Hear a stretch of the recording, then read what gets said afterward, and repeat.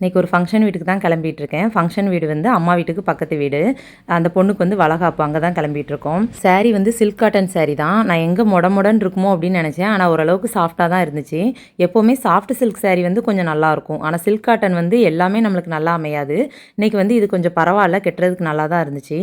Work பார்த்தீங்கன்னா ஒரு சிம்பிளான ஒரு எம்ப்ராய்டிங் ஒர்க் தான் ப்ளவுஸ்க்கு வச்சேன். எப்பவும் போல் மல்லிகைப்பூவும் வச்சுட்டு அதுக்கப்புறம் ரோஸ் பூவும் வச்சாச்சு. ரோஸ் பூ வந்து இப்போ கொஞ்ச நாளாக தான் கிடைக்குது.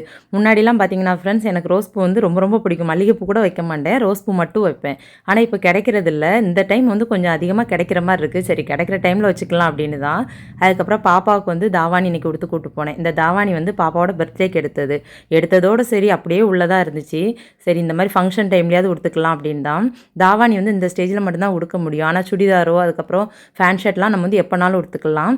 அதனால் பாப்பாவுக்கு வந்து இப்போ அடிக்கடி தாவாணி தான் எடுக்கிறது. ஃபஸ்ட்டு வந்து வளகாப்பில் வந்து சாப்பாடு தான் ஃப்ரெண்ட்ஸ் வைப்பாங்க. எப்போவுமே மற்ற ஃபங்க்ஷனில் வந்து ஃபங்க்ஷன் முடிஞ்சுட்டு சாப்பாடு கொடுப்பாங்க. ஆனால் வளகாப்பு மட்டும் அப்படி இல்லை. அது வந்து ரீசன் நான் நினைக்கிறேன், நல்லா வயிறார சாப்பிட்டுட்டு மனசார அந்த குழந்தையும் அந்த அம்மாவையும் ப்ளஸ் பண்ணணும் அப்படிங்கிறது நான் நினைக்கிறேன். ஆனால் உண்மையான ரீசன் என்னங்கிறது தெரில. தெரிஞ்சவங்க கமெண்டில் சொல்லுங்கள். அதுக்கப்புறம் அந்த பொண்ணை போய் ஸ்டேஜில் ப்ளஸ் பண்ணிவிட்டு அப்படியே வீட்டுக்கு வந்தாச்சு. அம்மா வீட்டு சைடு பார்த்தீங்கன்னா ஃப்ரெண்ட்ஸ், சுற்றி எல்லா கிராமங்கள்லையுமே வந்து விவசாயம் தான். அதுவுமே வந்து இந்த காய்கறி இந்த மாதிரி தான் விவசாயம் பண்ணுவாங்க. வீட்டுக்கே வந்து ஃப்ரெஷ்ஷாக காய்கறிலாம் கொண்டு வந்துருவாங்க. ஒன்றே ஒன்று சொல்லிக்கிறேன் ஃப்ரெண்ட்ஸ், இந்த மாதிரி காய் வீட்டுக்கு கொண்டு வரவங்ககிட்ட வந்து ரொம்ப பேரம் பேசாதீங்க. அதே மாதிரி நிறையா காய் போடுங்க அந்த மாதிரிலாம் சொல்லாதீங்க. அவங்களே நிறையா கொடுப்பாங்க.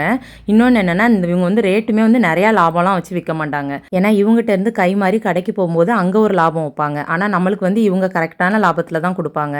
அதை விட எவ்வளோ ஃப்ரெஷ்ஷாக இருக்குன்னு பாருங்கள் ஃப்ரெண்ட்ஸ். அந்த காம்பு கூட எவ்வளோ பச்சை பசேர்னு இருக்குது அப்படின்னு. காயெல்லாம் வாங்கிட்டு அப்படியே அம்மா வீட்டிலேருந்து கிளம்பியாச்சு. நெக்ஸ்ட் டே இப்படி தான் ஃப்ரெண்ட்ஸ் போச்சு. இந்த வீடியோ உங்களுக்கு பிடிச்சிருக்குன்னு நினைக்கிறேன். வீடியோ பிடிச்சா லைக் பண்ணுங்கள். அடுத்த ஒரு சூப்பரான வீடியோவில் பார்க்கலாம். பாய்.